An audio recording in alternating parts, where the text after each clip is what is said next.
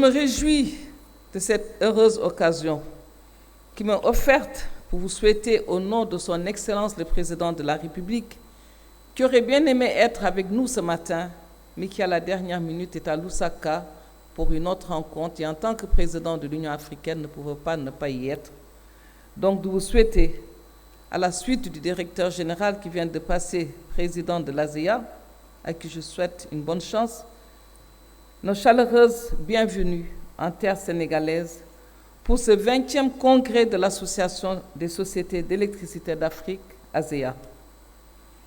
Cet événement marque aussi le 50aire de votre association, que vous fêtez conjointement avec Sénélec, créée sous son statut actuel en 1971 également.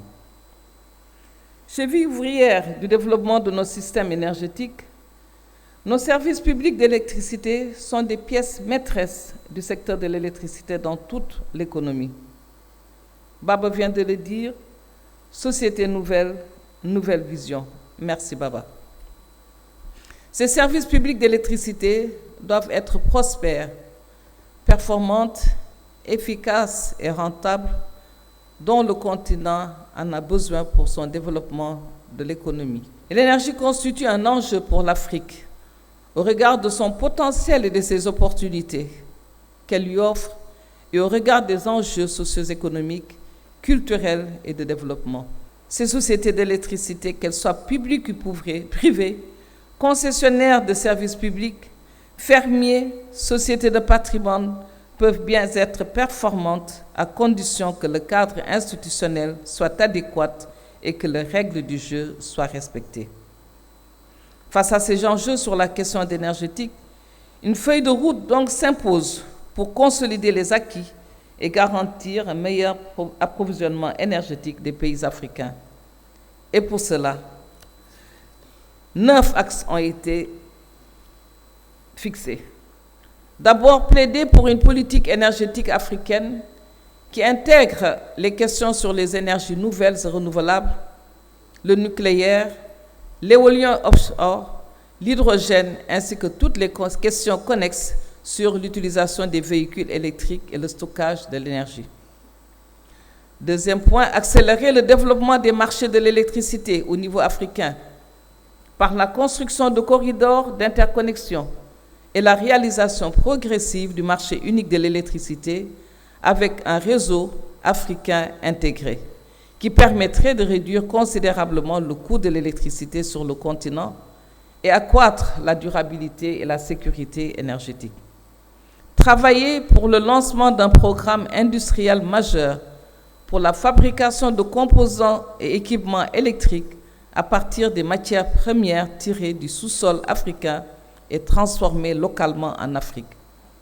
En mettant en œuvre une approche d'innovation à l'échelle du continent, afin d'exploiter les capacités de recherche et de développement nécessaires pour atteindre tous les objectifs visés. En 4, œuvrer pour la mise sur pied d'une institution de formation de haut niveau orientée vers la recherche pour la promotion industrielle, la transformation des ressources naturelles et la fabrication de matériel adaptés aux normes africaines. Créer un fonds de préparation des projets régionaux financé sur la base d'une taxe sur les échanges d'énergie entre pays. Sixièmement, recommander la désignation d'un prix annuel d'excellence décerné par le président de l'Union africaine aux sociétés d'électricité les plus performantes ayant démontré une croissance de leur importation et exportation d'électricité. En 7, promouvoir l'ouverture du secteur de l'énergie africain au secteur privé dans le cadre du ZLECA, avec un guichet spécial pour les entreprises de ce secteur, avec des incitations spéciales pour favoriser le commerce intercontinental. Mobiliser en 8 pour la promotion du genre dans l'industrie, dans les emplois, fonctions et postes de travail, et œuvrer pour le renforcement de la gouvernance au niveau national. Et en dernier, mettre l'innovation dans les financements en vue d'accroître les flux financiers dans les projets du secteur de l'énergie.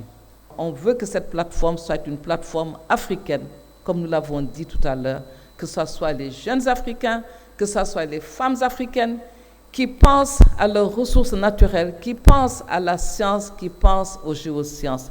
Et là, je fais un clin d'œil encore au président de l'Union africaine, le président de la République, M. Macky Sall, un géologue, parce que tout vient de la terre et tout retourne à la terre.